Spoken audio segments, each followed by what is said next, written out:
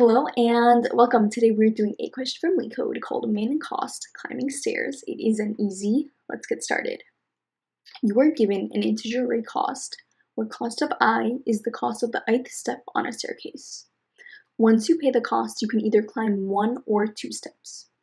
You can either start from the step with index 0 or the step with index 1. Return the minimum cost to reach the top of the floor. Example 1 here. Cost is 10, 15, 20, and our output is 15. We start at index 1, pay the 15, and then take 2 steps to get to the top. And again here, these are the steps. So we have step 0, 1, 2, and the top is after this array ends, because this is the number of steps. After the steps is the top. Example 2, we have an input array, and here we output 6. We start from index 0, go to 2, 4, 6, 7, 9, and from here we take one more step to get to the top. Okay, so like always, the very first thing we're going to do is start off with an example. Let's take a look at this example over here. If this is our input cost, what is the minimum cost to reach the top? What we're going to do is find the minimum cost at every single step and build up to the top. So at index 0, what is the minimum cost to get to 0? Well, that's just 1 right here. What about here? The minimum cost to get to index 1. We can either go from 0 to 1 or directly to 1, right? We can start either from 0 or from 1. We're going to start just from 1 and get 100. What is the minimum cost for index 2? We can either climb 1 or 2 steps. So we can either come from the index right before us or 2 before us. If it's 2 before us, we would have to pay this cost, and to that add our own cost. Or if it's just 1 before us, take the cost of our previous step and still add the cost of our own step. Which one's smaller? Well, what we want to do is go with the minimum of the index right before us or 2 before us. And here, that would be 1. So 1 plus 1, it takes a cost of 2 to reach index 2. What about index 3? We do the same thing again. The minimum between the index right before it and 2 before it would be the one right before it. It takes 2 to get here, and it will take 2 plus the cost of our current step to get to our current step. So it's going to be a cost of 3 here. And if this was our input array, if we didn't have the rest of these numbers, what would we return to get to the top? Once we finish building out this array, all we have to do is return the minimum of the last 2 elements, because we can reach the top from either of them. If we take 1 step from 3, we reach the top, or we take 2 steps from the cost we have of 2, and then we reach the top. So here, if this was our input array, our total cost would be 2.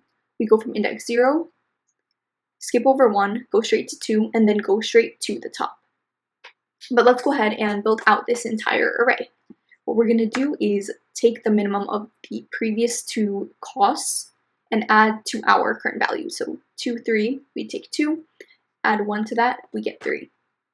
For 100, both of these are 3, does not matter. This would be 103. For this one here, either 3 or 103, of course, we go with 3 for a total of a cost of 4 at this step. Here we have 5. Here we would do 104. And here we would do 6. Now at the very end, we have to return the minimum of these 2, and we would output 6. And we can see in this example, that's exactly what we did. So let's go ahead and code all of this up.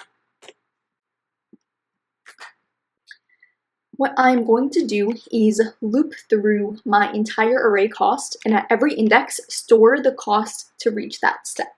So for step in range, and I'm going to start at index 2 because since we can start either at index 0 or 1, we know the minimum way to get to step 0 or 1 would be that index itself.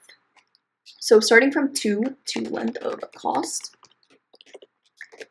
at step equals whatever is there right now, plus the minimum of 2 before it, or just 1 before it. So here we do cost of step minus 1, or cost of step minus 2. And again, since we're starting from index 2, we don't have to worry about going out of bounds with these subtractions. All we do at the very end is return the minimum between cost of minus 1 and cost of minus 2, the last two elements in cost. So let's go ahead and run this code. Accepted and submit. Accepted as well. So for space and time complexity. For time, we go through our entire input cost, so that is O of n. For space, we actually modify cost in place. So that would be O of 1 constant space. And before leaving, like always, let's just run through an example. So let's take this example right here and go line by line, just so we know what our code is doing. Let's add another value here.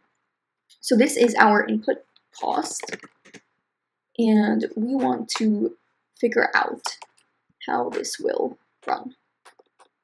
Okay, so we start from the very beginning at index 2.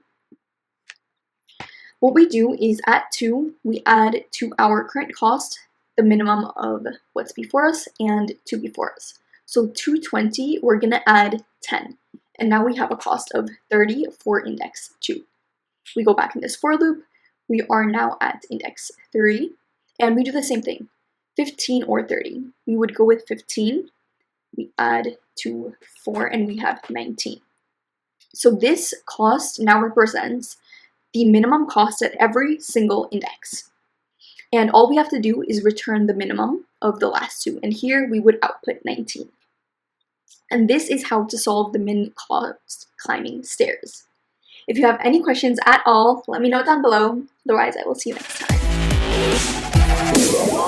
time.